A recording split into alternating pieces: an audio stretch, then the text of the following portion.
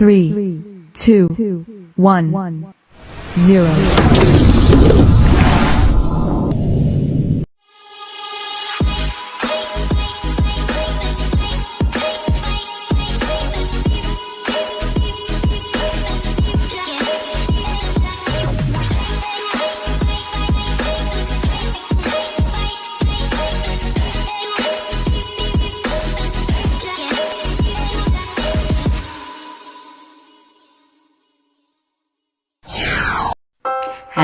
Halo, assalamualaikum warahmatullahi wabarakatuh.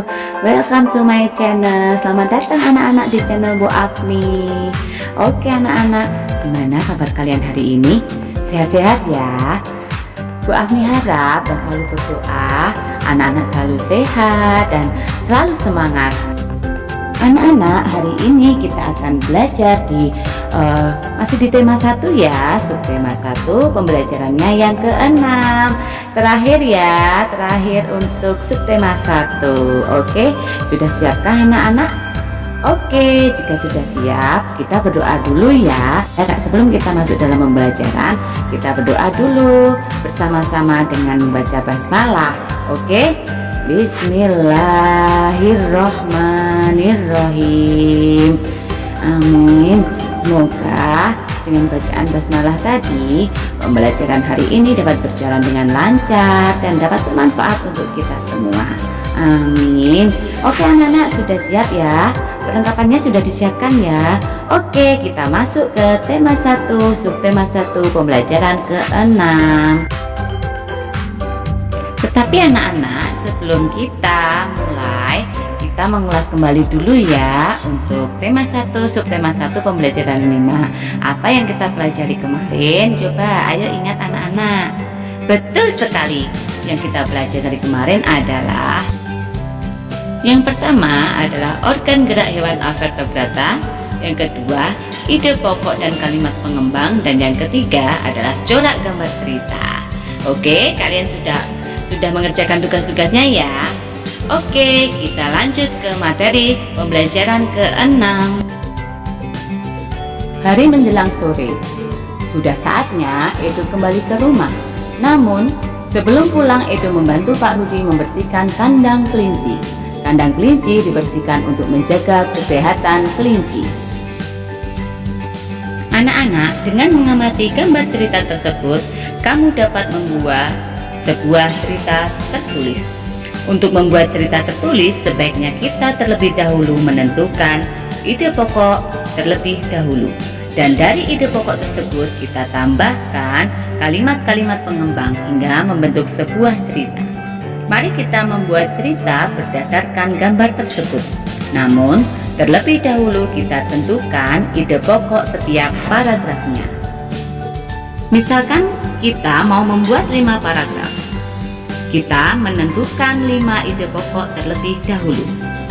Misal ide pokok paragraf pertama adalah kandang kelinci Pak Rudi.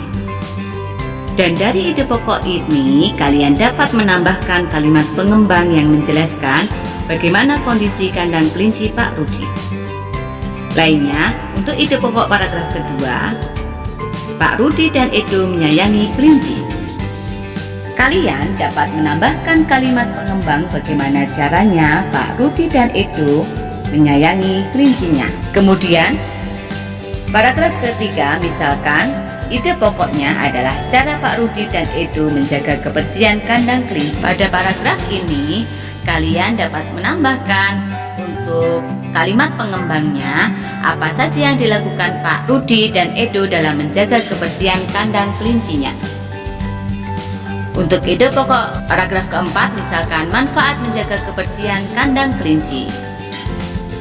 Pada paragraf ini, kalian dapat menambahkan kalimat pengembang berupa manfaat apa saja yang didapat ketika menjaga kesehatan kandang kelinci.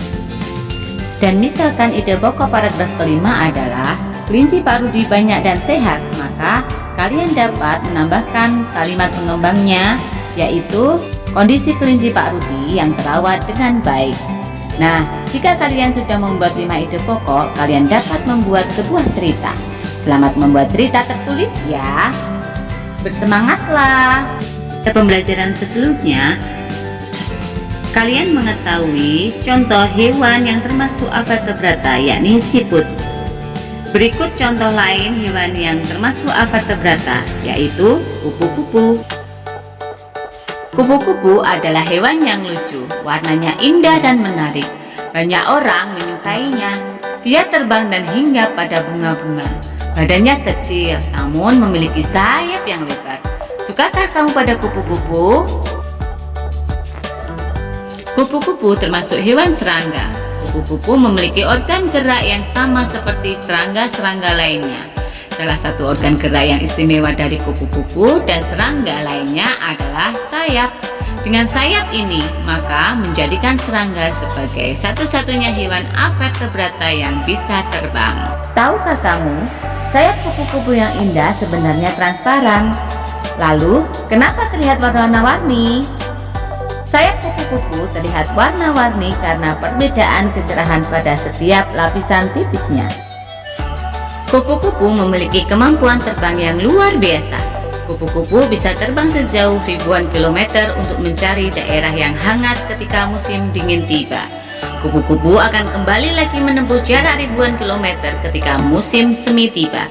Meskipun demikian, kupu-kupu tidak bisa terbang apabila suhu tubuhnya di bawah 30 derajat Celcius.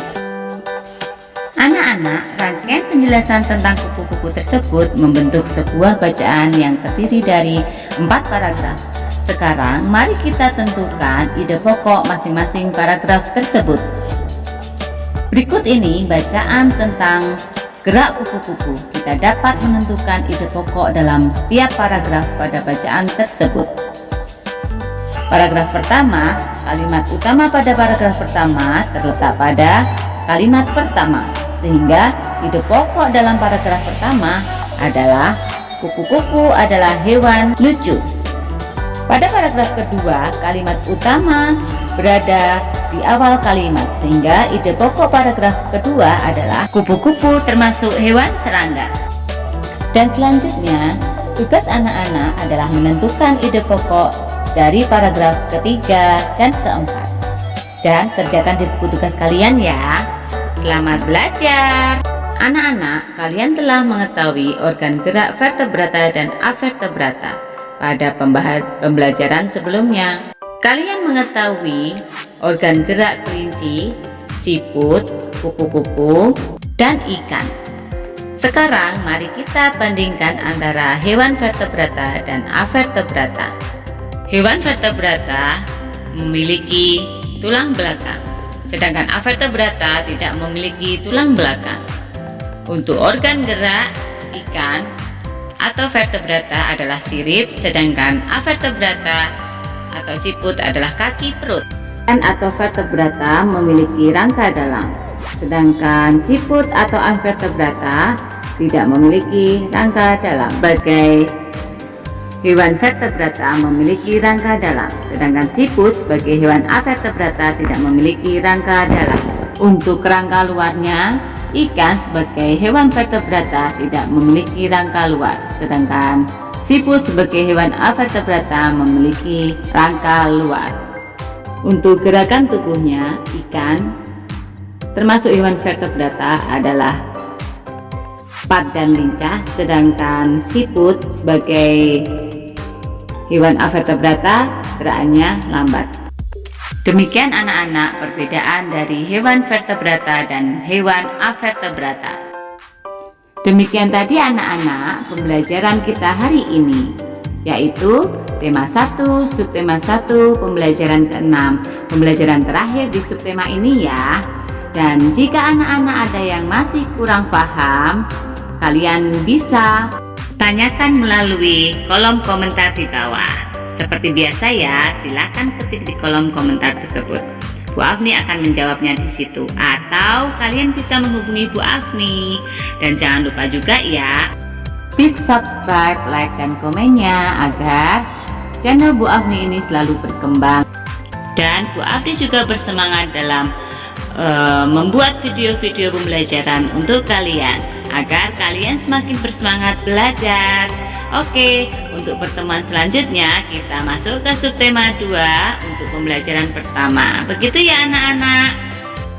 Sampai jumpa kembali di pertemuan selanjutnya. Wassalamualaikum warahmatullahi wabarakatuh. Salam sehat untuk kalian semua. Bye bye. It's my life. Lazy, lazy, lazy, lazy. It's my life.